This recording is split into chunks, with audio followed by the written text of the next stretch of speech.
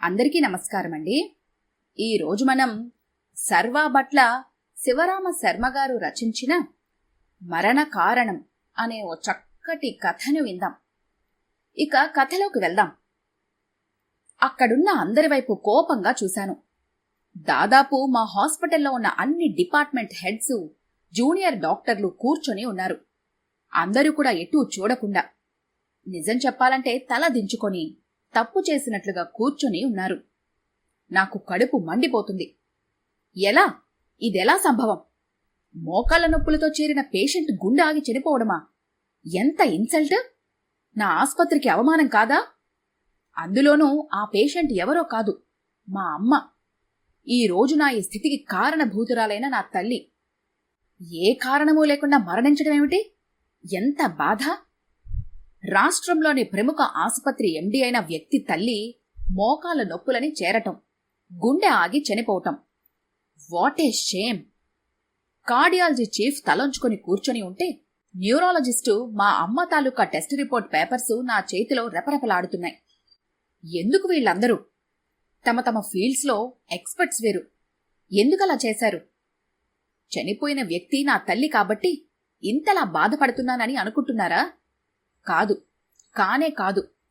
ఓ పేషెంట్లా చూసినా రెమటాయిడ్ ఆర్థరైటిస్తో బాధపడే వ్యక్తికి అకస్మాత్తుగా హార్ట్ స్ట్రోక్ వస్తుందా? రావచ్చు, కాదనను. నేను ఓ డాక్టర్నేగా. కనీసం ఎటువంటి ఇండికేషన్స్ లేకుండా అంత సడన్గా స్ట్రోక్ రావటం సరికాదనిపిస్తుంది.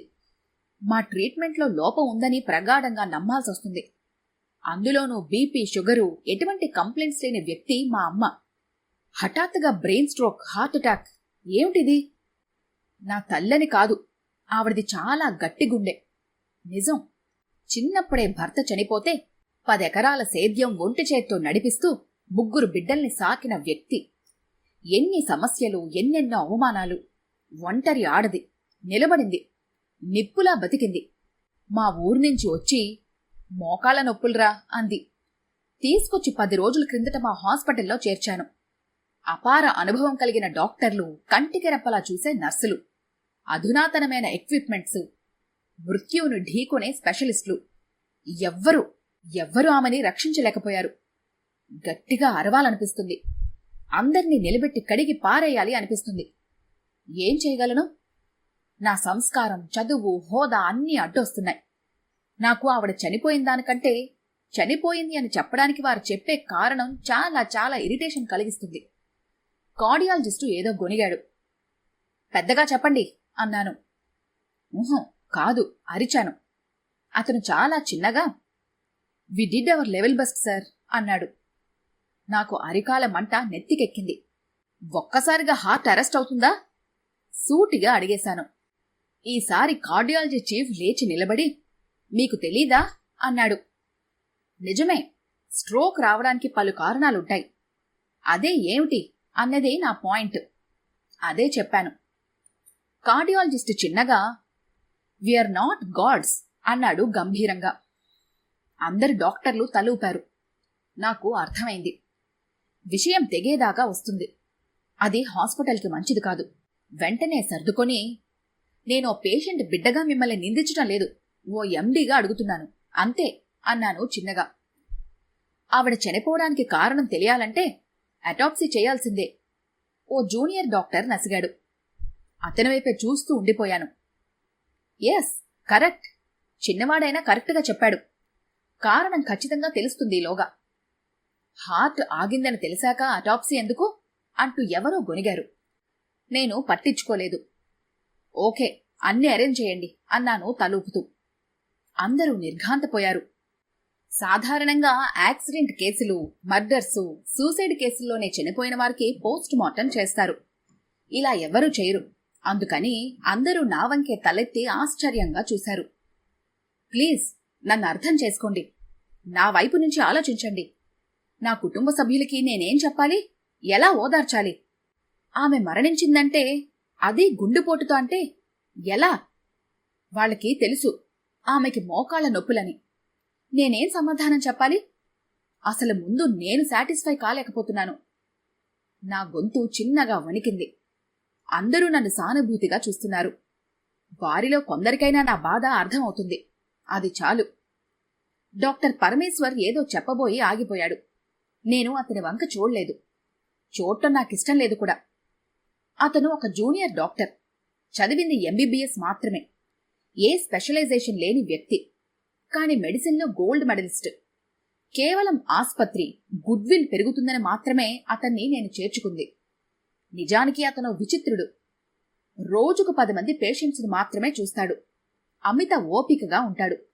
తర్వాత సీనియర్స్కి రిఫర్ చేస్తాడు. అతనికి రిపీటెడ్ పేషెంట్స్ చాలా ఎక్కువ. అది నాకు అర్థం కాదు. నేను పట్టించుకోలేదు కూడా. నాకు నా ఆస్పత్రి సర్వస్వం. అది అత్యున్నత స్థాయిలో ఉండాలని నేను తప్పించిపోతూ ఉంటాను. మా ఆస్పత్రిలో మిలిటరీ డిసిప్లిన్ అమల్లో ఉంటుంది.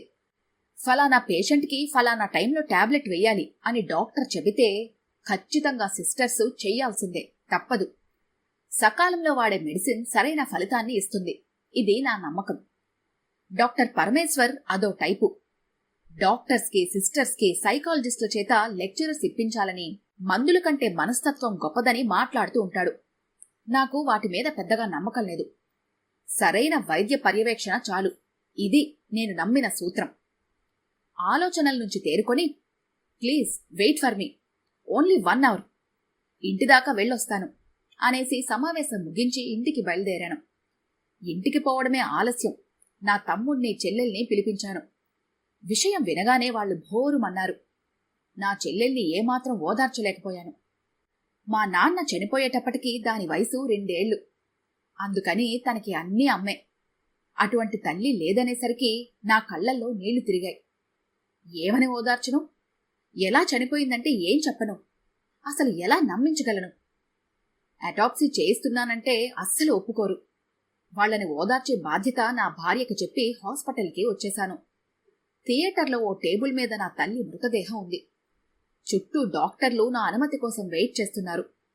గ్లౌస్ తొడుక్కున్నాను. ఒక్కసారి మా అమ్మ ముఖం చూశాను. ఆమె కళ్ళు నిస్తేజంగా నన్నే చూస్తున్నాయి. ఆ చూపులకి అర్థమేమిటి?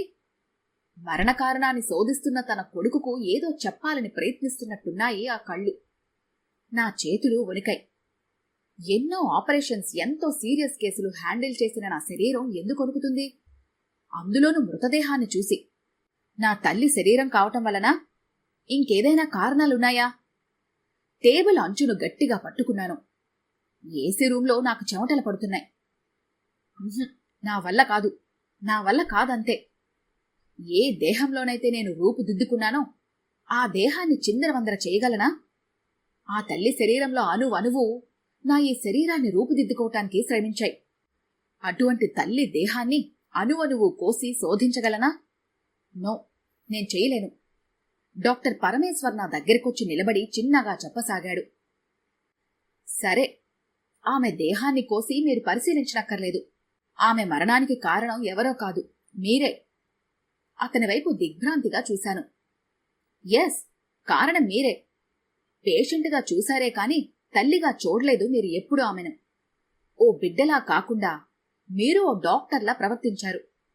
ఒక్కసారైనా అమ్మా ఎలా ఉంది, టాబ్లెట్స్ వేసుకున్నావా అని అడగలేకపోయారు. వైద్యుల పర్యవేక్షణలో ఉంచారే కాని మీరు పర్యవేక్షించారా? లేదు. మందులిస్తే చాలు అనుకున్నారు, అంతే. తనని దగ్గరుండి అన్నీ చూసుకుంటారని ఆశించిన ఆ పిచ్చితల్లి గుండె ఎలా ఆగింది అని ఆలోచించారా? ఆమె గుండె మంటను అర్థం చేసుకోలేకపోయారు. అందుకే ఆవిడ తట్టుకోలేకపోయింది. ఇంటెన్సివ్ కేర్లో ఉంచిన తన బిడ్డ కేర్ తీసుకోపోబోయేసరికి జీవితంలో ఎన్నో ఆటుపోట్లను తట్టుకున్న గుండె తట్టుకోలేక ఆగిపోయింది, అంతే.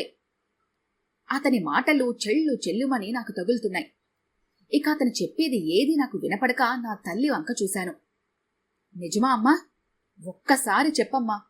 నిన్ను నువ్వు ఓదార్చలేదని, ధైర్యం చెప్పలేదని, అందుకే నీ గుండె ఆగిపోయిందా? ఒక్కసారి చెప్పమ్మా, ప్లీజ్. నా గుండె బ్రద్దలయ్యేటట్టు రోదిస్తూ ఆ మాతృమూర్తి కాళ్ల మీద పడ్డాను. ఈ కథ గనుక మీకు నచ్చినట్లయితే లైక్ చేయండి, షేర్ చేయండి. మరిన్ని ఇంట్రెస్టింగ్ కథల కోసం మా ఛానల్ని తప్పకుండా సబ్స్క్రైబ్ చేసుకోండి.